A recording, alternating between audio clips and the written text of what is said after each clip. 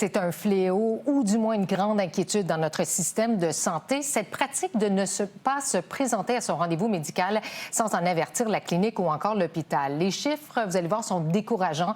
Chaque mois, pas moins de 30 000 patients ne se présentent pas à leurs rendez-vous médicaux au Québec et il semblerait que c'est une façon de faire qui sera en augmentation. Ça touche notamment des cliniques en région. On en parle avec la docteure Véronique Clapperton. Elle est la présidente de l'Association des médecins omnipraticiens du Bas-Saint-Laurent. Bonsoir. Bonsoir. Alors, quelles sont les conséquences, non seulement sur vos cliniques, mais sur le système de santé dans son ensemble, de voir autant de patients ne pas se pointer à leur rendez-vous?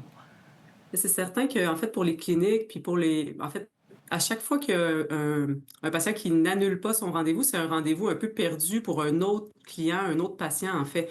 Oui. Donc, c'est par preuve de civisme, en fait, que d'appeler pour annuler le rendez-vous, là. C'est vraiment important. Parce qu'à ce moment-là, ben, le médecin, quand il est présent pour faire des rendez-vous, ben, c'est des pages qui sont dédiées à ça. C'est certain qu'il va travailler sur d'autres choses si le patient ne se présente pas. Ça va être une occasion parfois d'appeler un spécialiste, de faire un suivi de laboratoire, des choses comme ça, mais c'est quand même un rendez-vous perdu pour un autre patient. Si on le sait d'avance, ben, on est capable de remplacer puis d'en appeler un autre qui a des besoins ou de mettre quelqu'un qui avait besoin pour un rendez-vous rapide ou des choses comme ça. Donc, c'est vraiment important. Selon le Collège des médecins, ce serait une façon de faire qui prendrait de l'ampleur. De un, est-ce que c'est ce que vous constatez dans votre clinique? Et comment on l'explique? Comment l'expliquez-vous? Je pourrais pas dire personnellement si c'est vraiment quelque chose qui prend de l'ampleur, mais en fait, c'est quelque chose qu'on vit depuis toujours, en fait, puis qu'on remarque aussi à certains moments plus que d'autres. Donc, c'est vrai que l'été, on a tendance à en avoir un peu plus souvent aussi. Je sais pas si c'est parce que les gens sont, ont peut-être sont plus en vacances, sont plus décrochés, mais c'est quelque chose qu'on vit en fait au quotidien de toute façon. Puis l'important, c'est pas de savoir pourquoi le patient peut pas se présenter. Il existe une panoplie de raisons, puis il y en a souvent qui sont de bonnes raisons, mais en fait, la problématique, c'est de ne pas appeler pour dire qu'on ne viendra pas. C'est ça le problème. Oui, et vous dites à chaque fois qu'il y a un patient qui ne se présente pas, c'est un autre patient qui n'a pas accès à un rendez-vous. C'est assez choquant, surtout si on sait qu'il y a quelques 1,4 million de Québécois qui n'auraient pas accès à un médecin de famille. Donc, c'est un fléau, il faut s'en occuper. Tout à fait. Chaque rendez-vous compte. Puis dans le contexte aussi où on a une pénurie de médecins de famille, on est moins 1500 en fait, puis ça c'est reconnu par le ministère, mais je pense que c'est d'autant plus important qu'un citoyen, un patient qui ne peut pas se présenter à son rendez-vous annule. Puis en fait, c'est facile d'annuler, surtout en fait dans les cliniques de médecine familiale, les cliniques de première ligne. C'est un simple appel, puis même si on n'est pas capable de rejoindre la secrétaire pour lui parler, laisser un message sur la boîte vocale, bien, ça va être possible de faire un changement à l'horaire à ce moment-là. Donc, c'est toujours très, très pertinent. Puis en fait, moi, j'en profite pour sensibiliser la population à ça.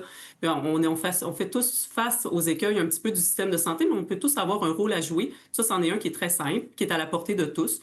Donc, je pense que c'est pour ça aussi que j'ai accepté de faire l'entrevue ce soir, parce que je pense que c'est un bon moment de sensibilisation. Puis j'espère que les citoyens vont être à l'écoute de ça. On peut tous ensemble être déçus puis des failles du système, mais on peut aussi tous ensemble participer à la solution, là, finalement. Oui, Donc, et je pense que c'est très important.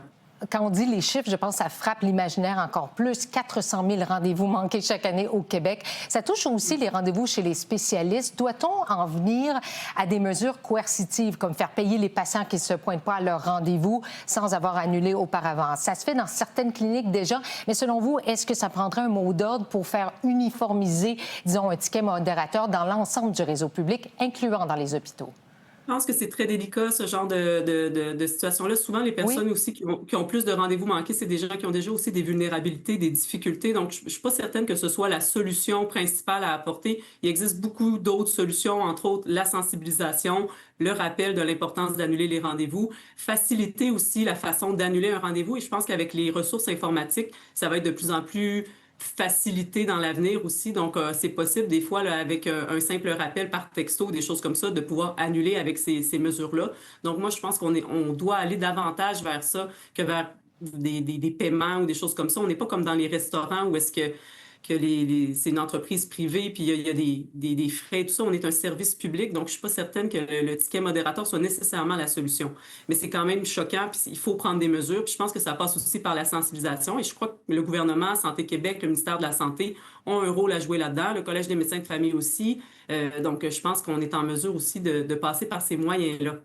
Mais avez-vous l'impression, parce que c'est pas la première fois qu'on en parle, est-ce que vous avez l'impression que la sensibilisation, c'est vraiment la clé? Certaines cliniques que je lisais un petit peu plus tôt aujourd'hui font en sorte que les patients qui, après 1 ou 2 rendez-vous, bien, sont des patients, je dirais, un peu sur une liste noire. C'est-à-dire que c'est pas ces patients-là qu'on va prioriser.